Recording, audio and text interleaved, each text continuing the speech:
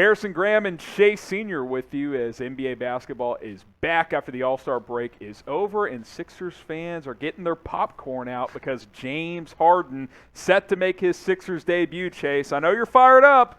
You ready? Can't wait. You Can't ready? wait to see him team up with Joel Embiid. I saw him from the wing, practicing, knocking down some triples, and somehow and he lost James 25 Harden pounds. is on the best diet of all time. When he got traded from the Rockets to the Nets, overnight he was able to shed 15 pounds. He gets traded from the Nets, where he looked overweight, to the Philadelphia 76ers. Maybe he was working out at Delilah's and he's able to shed some more weight. Looks really, really good. And I think he's rejuvenated, re-energized by the change of scenery. And he's reunited with Daryl Morey, playing alongside Joel Embiid. I think that two-man game can be really, really special for Philadelphia. So we're looking forward to that. But let's actually talk about the guy that left, Ben Simmons. Herb Magee calling him out. Catch us up on this story. Yeah, so Herb Magee has been coined as the shot doctor. Now, he's coached at Thomas Jefferson University in Philadelphia since the late 60s, but always works with a bunch of NBA players because he helps them work out their form and just them work out some of the flaws in their shooting strokes. So when Brett Brown was the coach of the Philadelphia 76ers, he approached Herb Magee, who, as I talked about, has been coined the shot doctor, and tried to get Herb to work with Ben Simmons. Now, Herb was all about working with Simmons on his stroke, which Ben Simmons has never showed a willingness to improve on, but Ben Simmons didn't want to work with Herb. So Herb Magee was asked about this, and yeah, we continue to throw shade toward Ben Simmons. Some people are in the comment section saying, why do you continue to talk about Ben Simmons? One of the biggest names and storylines in the NBA, that's why. Herb said this: that's not going to happen. My wife and I, Jerry, when we go out to dinner, we go shopping, I'll get pulled aside. Coach, can I ask you a question? I said, sure. When are you going to work with Ben Simmons? I said, that's not going to happen. I said the same answer all the time. Brett Brown, who I became friends with, he asked me to do it one day, and I said, I will, but you've got to ask Ben Simmons, and he never got back to me. So obviously Ben is the type of guy who doesn't really want to improve. Could I help him? Of course, but let's be honest. I've never seen you play, but you could help him too, because he really needs it. It's a shame that Ben Simmons never really wanted to work on his offensive game. And the national media narrative about how Philadelphia has treated Ben Simmons is hilarious to me. He's drafted number 1. He goes out to the Las Vegas Summer League. He balls out. He's knocking down some fadeaways, baseline jumpers, and some three-point shots. He gets injured. Then once he comes back after missing his rookie season, he never shoots at all. And Philadelphia became frustrated with Ben Simmons over time because they saw how much potential that this guy has as an NBA prospect, physical ability of a LeBron James, but never did anything to expand his offensive arsenal. And because of that, he had shortcomings in the playoffs. Philadelphia had shortcomings in the playoffs. And after supporting him for years, they became frustrated because as a point guard, you can't shoot just north of 30% from the free throw line in the playoffs when you're passing up free dunks. That's why Philadelphia got frustrated. What's going to be wild is, so there's been some clips, some photos surfacing that Ben Simmons working with Kyle Korver, who, I'll be honest, I didn't even know he was working with the Nets as like an assistant like coach, deep developmental coach. Developmental type. There were some photos. Oh, Ben Simmons in the lab with Kyle Korver, one of the best shooters of this past generation. Could you imagine if game 1 he pulls up from 30 and just drains one? It's not going to surprise me at all, and I kind of expect it. Look, if he develops a corner 3, he's a jump shot away from being a top 15 player in the NBA because he does everything else really well. Yeah. And can he be re-energized by going to Brooklyn, wanting to prove the detractors wrong? And he's like, you know what? Y'all said I can't shoot. I'm going to shoot. Wouldn't surprise me one bit. Yeah, so we'll see what happens on that front. That's the latest with Ben Simmons. How about this? Will Simmons start shooting with the Nets? Type Y for yes, type in for no. I could see this happen like the first game or two. They draw up a couple of plays just for that narrative to get out there. Yeah. See, y'all said he doesn't work. He does. And then, like, he actually stopped shooting after, like, 2 games when they script some shots for him. I could see that happen. And let us know what you guys think on that front. Let's talk a little bit more about Harden and what we can expect. Apparently, he likes what he's seeing from the young gun and Tyrese Maxey. Yeah, and on Philadelphia 76ers now earlier this week, make sure you subscribe by hitting that big red button. I put together 5 lineups that Doc Rivers can use now that James Harden is on the team. And I still think that Tyrese Maxey is going to start alongside James Harden. My prediction for the starting 5 Friday night against Minnesota is going to be Tyrese Maxey, James Harden, Matisse Thybulle, Tobias Harris, and Joel Embiid. I think that starting 5 is really, really good. And a lot of people expected, okay, because James Harden is so ball dominant, because he's run point in the past and has flourished in doing so, is Tyrese Maxey going to go to the bench? I don't like that idea because I want to see the development for Tyrese Maxey continue this year, averaging around 17 points per game, barely turning the basketball over. And I like having 2 shooters and James Harden and Tyrese Maxey. I also like having 2 elite ball handlers, and James Harden, a fan of Tyrese Maxey, as is all of Philadelphia. He said this: you love that young, and I love this, Harrison, turnt energy Yes. that he has. He's getting more comfortable. He's being ultra aggressive. He's making the right reads. I can't wait to have that pace. I feel like we can complement each other. And I agree, especially in that fast break, but also in the half court. And part of the reason why the Sixers struggled so mightily in the playoffs in the half court with Ben Simmons, he wasn't a threat to shoot, wasn't a threat to really operate the offense as the point guard. Now, you have 2 options who can do that, who have different games in Tyrese Maxey as well as James Harden. So really like that back and forth component that Maxey and Harden can offer, and I think you're going to expect to see that, and you are going to see it once Harden makes his debut for Philly. Hey, I'm all in after bringing the word turnt back. I feel like Let's that ride. word, Let's ride. we left that in the last decade. Let's bring it back. Yeah. That's what I'm saying because that's an elite word. I love getting turned. Yeah, hey, same. No doubt Ain't about scared. it. How pumped are you for Harden's debut, and are you going to get turnt for this game? Scale from 1 to 100, 1 being you're a Nets fan and like Ben Simmons, 100 being you're fired up as hell to see James Harden tee it up with Joel Embiid. Let us know in the comments section.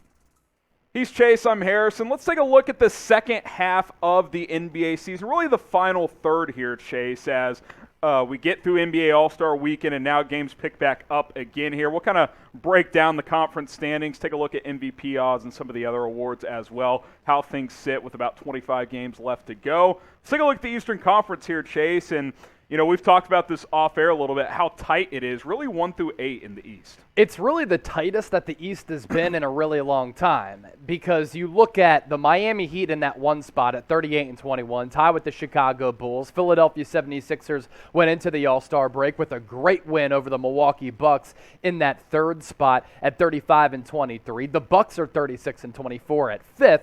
Cavaliers ahead of them, but the Boston Celtics still in the mix, only a couple of games back from the Miami Heat, all the way down in 6th. And then the Atlanta Hawks, still kind of in the mix as well at 28-30. By the way, we're recording this on Thursday. Some games are taking place on Thursday night as we resume following the All-Star break. But the point here being, Harrison, the East hasn't been this closely tied in a really long time, to the point where in the first round of the NBA playoffs, there's going to be a really good team that gets bounced. And we're not sure who it's going to be. Is Brooklyn going to continue to climb the Eastern Conference standings with Ben Simmons sometime returning and Kevin Durant coming back into the lineup? Could a Sixers, a Milwaukee, a Miami, a Boston, another good team like Cleveland get ousted in that first round? That's what's going to happen because some of those series are going to be wire to wire. And it sounds like March 1st, New York City could lift the vaccine mandate, which means Kyrie Irving would be cleared to return as a full-time participant if that happens. Which team will come out of the Eastern Conference and make the NBA Finals? Let us know down in the comments who you think will make the Finals out of the East. All right, we got some hoodies on sale for you guys, a variety of ones right here for you. Chatsports.com/NBA hoodie. Different hoodies, different styles for different teams, different players as well. Love the player team combo ones that you can get, just like this Ja Morant one. I know there's Steph Curry ones as well. Chatsports.com/NBA hoodie. Love this Hornets jacket style. Also, you can get that one for other teams as well. Click the link. It'll be in the comments, the description of this video. Click and shop and pick up a brand new jacket or hoodie. Okay, take a look at the West now, Chase. A little bit of a different story. Phoenix has kind of separated themselves at the top. Golden State kind of feels like that clear number 2, but Memphis in the standings, game and a half back of the Warriors. At what point do we take them seriously as at least a conference finals threat? You have to, because they're a really good team. They have a couple of really good options offensively, led by Ja Morant. It's criminal that he's not getting as much NBA MVP buzz as he should be. He's been terrific. Dylan Brooks is a really good player. Your boy Desmond Bane has been lighting it up. Jaren Jackson Jr. playing really good basketball too.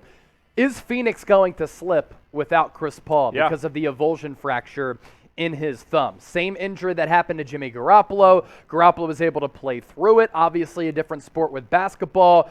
A little bit more contact and movement with that thumb as compared to being a quarterback, even though Jimmy Garoppolo obviously throwing the football. I think Phoenix is good enough and deep enough to maintain that number 1 position. But after that, things are wide open. The Warriors, prior to the All-Star break, started to slip a little bit. All year, they've been boosting the NBA's best defense, but defense has been one of the weak aspects of that team last couple of weeks. I think Memphis is scary good. I think they can upset any of these teams in the West. Utah Jazz, not really buying them as serious playoff contenders. Dallas Mavericks, that's your squad. It's an opportunity for Dallas. If you draw Utah and you're Dallas, you should be going into that thinking we should win this series. They should, in my opinion, because you've got the best player in the series. So we'll slightly above Donovan. We'll see what happens there. I think Denver's a team to watch. Chase Jokic is having another MVP caliber year. Is Jamal Murray going to come back? We'll see if he does. That's a huge lift for them because he was clearly their second-best player over the last few years. Minnesota, they would like to be for sure in that top 7 or at least top 8, so you get 2 cracks in the play-in tournament to secure a playoff spot. Then obviously, all eyes on the Lakers as well. Can they sneak in and make some noise? Like, if Chris Paul isn't healthy, a 1-8 matchup in the first round, weirder things have happened. Let me say this. The Suns and the Warriors don't want to play the Lakers in the first round. Look, I understand they've been a disaster this year. Still LeBron. But over the course of a 7-game playoff series, they still have LeBron James, one of the best players in the NBA. Anthony Davis is frightening to go up against. Russell Westbrook, I'm not the biggest Russ guy, but he can still make plays happen. Malik Monk shooting around 40% from 3 this year. That's a scary team in the first round. How about Clippers-Lakers in the final playing game for the final That's right, spot? battle for L.A. Yeah, we'll do a watch party for that piece. Which team's going to come out of the West now? Let us know. I'm going to go with Phoenix. The Chris Paul thing is something worth monitoring, but they've clearly been the best team this year. Golden State is still a force, but I still think they're working Clay back, trying to figure out how that all works together. We'll see when Draymond and James Wiseman come back, but I'm going to go with Phoenix. Where are you going? I like Phoenix, Golden State as well. Those are my 2 squads, but like I said, Memphis, they're for real. They can compete for an NBA title this year. See what happens. They got the athletes to do it. Subscribe to Chat Sports. More NBA news, rumors. How about some draft coverage as well? Hell yeah. We're going to get into ESPN NBA mock draft reaction if you're watching live on Thursday, so stay tuned for that. For agency this offseason, it's going to be fantastic, so go ahead and subscribe to the channel. Let's take a quick look at some of these award races as well. MVP, obviously. Joel Embiid is taking a not a large lead here, but he's clearly the front runner. You got Nikola Jokic and Giannis all of a sudden lurking as well as he's climbed the column in the points per game category. Yeah, Steph there in 4th at plus 1,000. Ja Morant and Devin Booker both at 18-1 odds. I think if the season were to end today, Harrison, Joel Embiid is my NBA MVP. I think if you take him away from the Sixers without Ben Simmons all year, they'd be an awful basketball team. Yeah. What he's been able to do in the scoring column, rebounding, he's become a better passer, really good defensive player, blocking shots and protecting the rim. It's been great. And he's been better than he was last year when the Joker actually beat him for MVP. It's going to be a neck-and-neck race between those 2 players down the stretch. A name not in this top 5, Luka Doncic the last month before the All-Star break. Sneaky. He was playing like an MVP. He's been out of his mind. We'll see if that carries over. Who will win MVP this year? Let us know. Give us a prediction. And by the way, I'm with you. Ja Morant at 5th best odds. I love Steph. I think Ja should be higher in the odds. Yeah, me too. I think what he's done for Memphis has been incredible. Get your votes in on MVP. Let's go to Defensive Player of the Year award now. Rudy Gobert, Chase's favorite player at plus 140. Draymond Green at plus 180. I wonder if he's missed too many games now as he's been out a little while. You got Giannis, Jaren Jackson, and Joel Embiid up there as well. Yeah, look, here's my issue with Rudy Gobert. I think he's an overrated defensive player. Why is that? He plays one position on one spot of the floor, and all of these other guys guard multiple positions, or at least can guard multiple positions. So I think Rudy Gobert is somewhat limited. I thought Ben Simmons last year should have won Defensive Player of the Year because he guards all 5 positions at a really elite level. Rudy Gobert is not asked to do that. And in the playoffs, he often gets thrashed and picked on because he has to get out to the three-point arc. He's slow-footed, and really his strength is around the rim. And Draymond Green is with me. He said, never compare me to Rudy Gobert, but hey, he's leading the Defensive Player of the Year race as of now. Well, Chase thinks he's overrated. We'll ask you guys, though. Is Rudy Gobert an overrated defender, type O for overrated, type P for properly rated? I do think he's a good defender, but, you know, if people are saying you're the best constantly, well, pretty good chance it's going to be overrated. So get your votes in O or P. Rookie of the Year now. Evan Mobley just running away with this thing. Yes, Chase. he is. It's crazy. Look, the upside for him during my draft evaluations, it was so high. I even said he could end up being the top player in the 2021 NBA draft class. He has some elements of his game that, as a rookie, remind me of a young Giannis. He can guard multiple positions. I think he can be a better, more natural offensive player than Giannis, but he's a terrific athlete, really heady basketball player. Giannis didn't have that at the time because he was so raw, but Evan Mobley has been great. Scotty Barnes has been a great find for Toronto. I wanted them to draft Jalen Suggs for him to be Kyle Lowry's replacement, but the pick of Barnes has worked out. Cade Cunningham has had his moments. Josh Giddey in the month of February, averaging a near triple-double, went off at MSG. And Franz Wagner, really good find for the Orlando Magic. The young core with Cole Anthony, Franz Wagner, Jalen Suggs. They have something working down there in Florida. All right, so which rookie has impressed you the most? I think what's helping Mobley out, too, is his team's winning. A lot of Rookie of the Year candidates don't win because they were, a top 3 or 4 pick, but Cleveland's having a great year. So which rookie has impressed you guys the most? Sixth Man of the Year now. This is over and done with. Unless Hero gets hurt and misses basically in the rest of the games, he's going to win this award. Yeah, it's funny. We call Kelly Oubre 30K Oubre. Anytime you put him in a video, it pops off. So maybe that happens with this one. But I think Hero, this is his award to lose. Kevin Love, good story this year. He's kind of rejuvenated his career to a certain degree. And then Montrezl Harrell, nah. Jordan Clarkson won it last year. It's Tyler Hero's award. And the Most Improved Player of the Year race. Look, we talk about Ja Morant being so low on those MVP odds.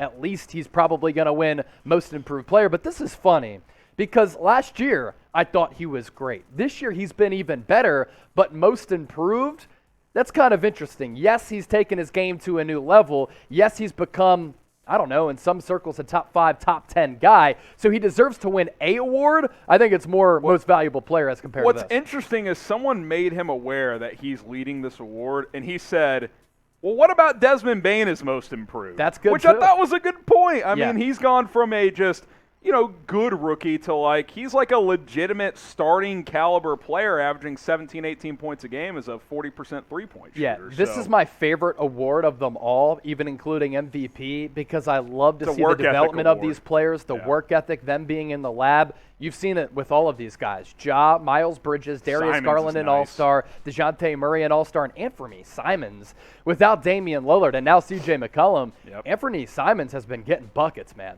Yep, no doubt about it. Who's improved the most? Let us know what you guys think on this one, and we'll see what happens down the stretch of the season when it comes down to these awards.